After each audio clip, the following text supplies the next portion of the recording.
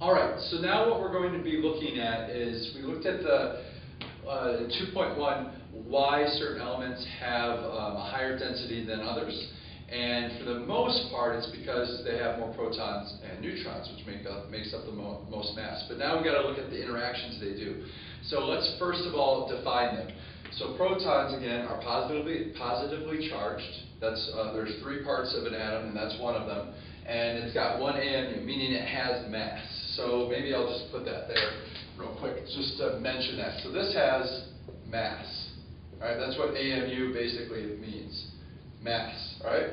So protons are in the atom in a specific location. So I highlighted this in orange just to make sure that I can put that here. So they're located more in the middle.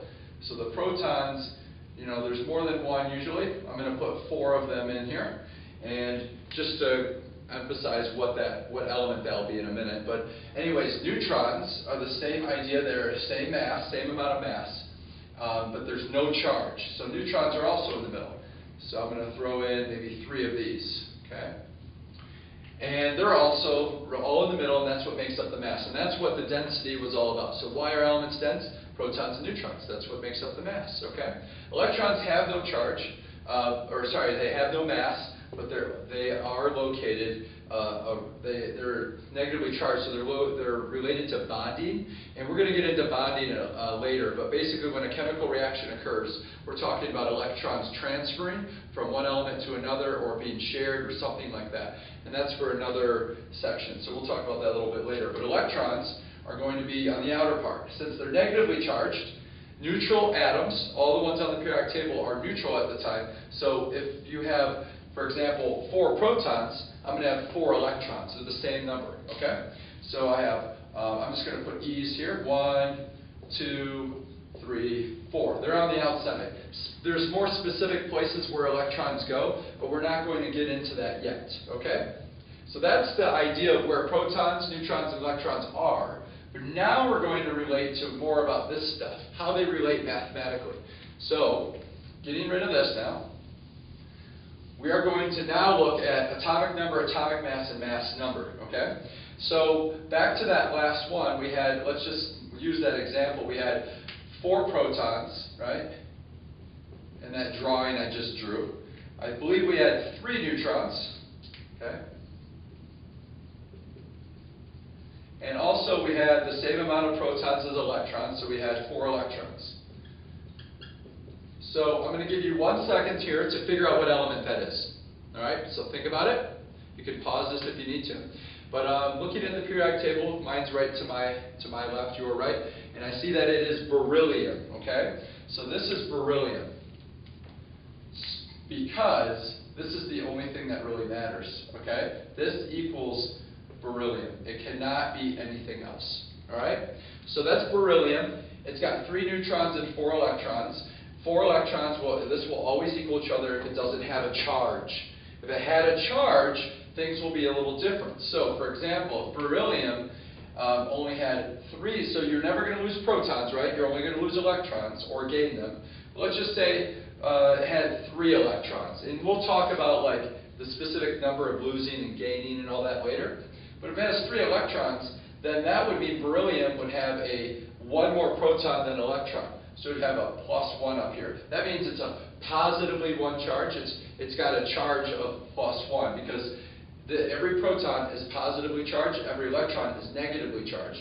I have 3 electrons negative, 4 protons positive. 4 minus 3 is +1.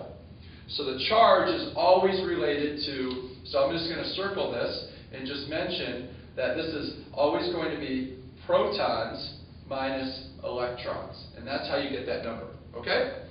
So, on to atomic mass. The average mass of an element. Going back, you should go to the section 2.1. I have a video on why sodium is more dense than potassium. And that's that's an example of something that's not always common. There's always exceptions in chemistry, but it does talk about, I do have a video also that talks about like those protons and neutrons, why there's a average mass, and it's because neutrons.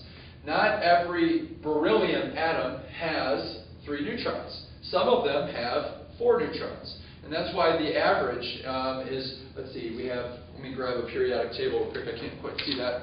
Beryllium has an average of 9. So the most average beryllium atom has not 3 neutrons, but 5. But this example has 3. So we have 4 protons, 3 neutrons, 3 electrons. We know that it has a positive 1 charge. If it didn't have a positive 1 charge, it would have 4 electrons, and therefore this would be it would just go away. You don't put anything there, right? So I'm just going to get rid of that now and just go back to a neutral atom, and let's go back to these numbers because that's mass, okay? The mass. So beryllium has an average of 9 point, let's see, we got 9 point, I'm going to probably round a little bit, 9.01 for the most part. So it's 9.01 is the average, right? So most beryllium atoms have 4 protons and how many neutrons then? And I'll give you a second to answer that. And that would be, since 4 of this number of 9 is the mass, the rest would be neutrons. So the average amount of neutrons would be 5. So most beryllium atoms have 5 neutrons. But again, let me just use this example, okay? So the mass number is an individual atom. So this is an individual atom. So the mass number for this one is 4 plus 3. I'll put a dash and put a 7. That is isotopic notation.